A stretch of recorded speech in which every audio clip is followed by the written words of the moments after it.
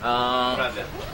Itutuloy natin. General Alo, kasi marami pong nagke-claim na sila po ang real H-World, pero napapansin namin wala silang pinanghahawakan ng mga holy codicial books. Ngayon, dito sa real H-World, United Nations Military Philippine Government, merong iniwan si Judge Pio na 7 libro na tinatawag na 7 books, 7 seals. Ano-ano po ba yun? Okay. Itong 7 codicial books, ang mga ito ay ipina-receive sa national government agencies as instruction, no?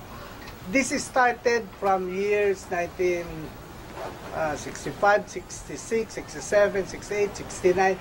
Lahat ng documents na yan ay ibinigay sa records sa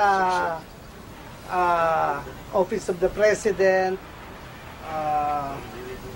Upper and Lower Legislative, Supreme Court, Department of Justice, National Defense, PC, and NBI. No?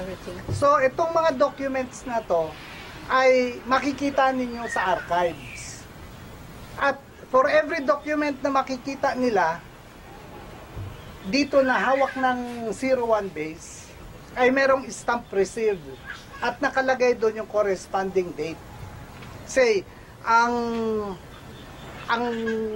mga pages nito ay actually loose, no? But if you compile them, you will be able to form a book. Kaya wala silang librong ganon. Coded.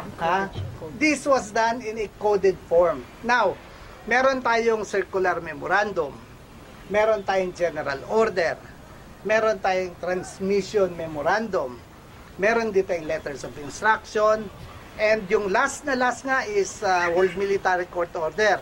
We also have Imminent Law and the DIIS books. Etong mga ito ay, when we compiled it, it became a book. No? Hindi ito katulad ng book na makikita nila. So nobody else has this book except the 01. Puro original ang pinanggalingan nito.